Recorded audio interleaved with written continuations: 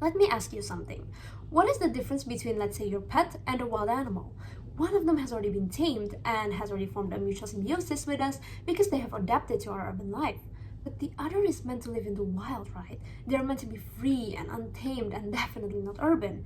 But why is it that in the world of wildlife tourism, this line is essentially blurred? We see these wild animals forced to live in cages, they have to work, and they are forcefully tamed, not for their own good, but for our entertainment. But have you ever asked yourselves if this was really worth it? And what are the actual costs here? Did you know that according to the 2023 assessment by the World Animal Protection Organization, 30 to 35% of the tourists in Bali came for the wildlife tourism alone, and that's already 1.05 million tourists. And that is only in Bali.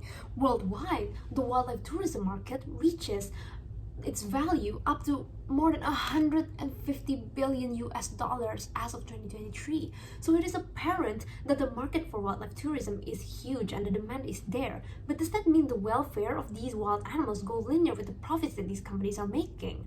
Sadly, in reality, according to the Oxford University's Wildlife Conservation Unit, 75% of these wildlife tourism spots involve animal abuse, affecting more than 500,000 wild animals worldwide. So in this video, let's dive in deeper into this case within 3 points. Firstly, why is this happening in the first place? Secondly, how does this affect our sustainable future? And thirdly, what can we do about it? So why is these exploitative wildlife tourism spots still prevalent till this day? I think that the reason as to this can be traced back to all 3 major sectors. Firstly, the companies themselves. Secondly, the consumers or the tourists. And thirdly, the law enforcement institutions. So more often than not, these companies that create these wildlife tourism spots, they tend to be profit-oriented, whereas they try to find the cheapest ways possible to keep the venue open whilst undermining these animals' actual needs. And it doesn't help that there are no clear regulations or strict laws by the law enforcement institutions. And even though there are some companies that try to incentivize by opening a more eco-friendly ecotourism spots, but they are not as profit-pulling or interesting for the consumers because there are no exploitative elephant rides or orangutan selfies, which the consumers tend to like more because they tend to undermine or just straight up don't know about these animals' welfare because there are not near enough education about these animals' welfare, and the abuse that happens to these animals tend to happen behind closed doors, so the consumers don't even know about it. But why should we care? How does this affect our sustainable future? Well, let's take SDG 15 as an example, Life on Land, which focuses on the principle of preserving the life on land ethically, which does not only involve us humans, but also these wild animals as well, right?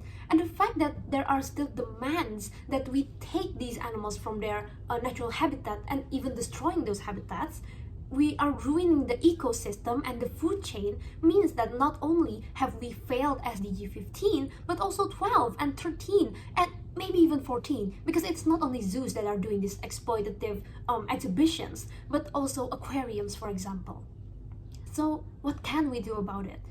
I know it's easy to feel small fighting against a big and hard case like this, especially if you're like me, a student. What can we possibly do? But let's start small. We already have the will. Let's act on it. We can educate ourselves and learn about these cases, like watching this video, for example. Then we can start to educate other people. We can advocate for better law or regulations. And we can even contribute into the wildlife economic tourism by researching before we visit these exploitative places. And I know it is a small step, but let's see.